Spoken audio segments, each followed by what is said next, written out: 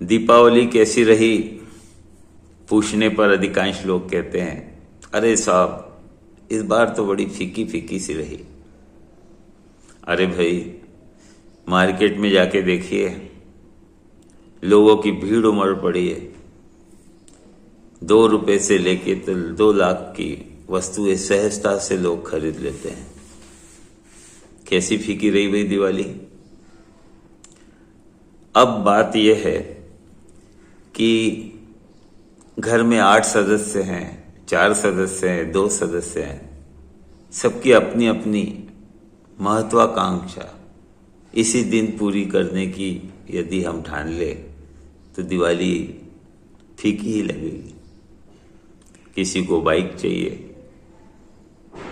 किसी ने जो है माइक्रोवेव खरीदने का ठान रखा है, और किसी ने कुछ और ही। किंतु दिवाली आते आते धन को कोई तीसरी ही दिशा मिल गई और ये सब पूरा न हो सका तो मुंह से निकलता है दिवाली फीकी रही। लेकिन यदि दिवाली को हम अपने बचपन की तरह देखें कि बचपन में घर की साफ सफाई, पुताई और माँ बहन इन्होंने बनाए हुए पकवान का आनंद लेते हुए शाम होती थी। शाम को श्री गणेश जी, लक्ष्मी जी और सरस्वती जी की पूजा होती थी। पटाखे चलाते थे और हंसते खेलते।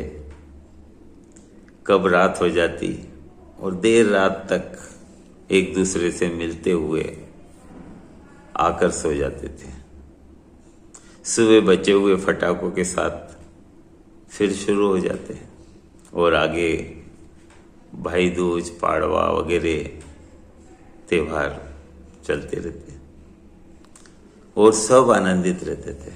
किंतु कुछ वर्षों से एक दूसरे के देखा देखी भौतिक वस्तुओं से भरे बाजार से सब खरीदने की होड़ परिवारों में लगने लगी है। जो बड़े बड़े लोग हैं वे भी बाजार की सारी वस्तुएं नहीं खरीदते। कुछ हमारे घर में कमी है तो वो दुख का कारण नहीं है। वस्तुएं नहीं खरीद सके इसलिए त्योहार फीका लगे तो इसका क्या अर्थ है।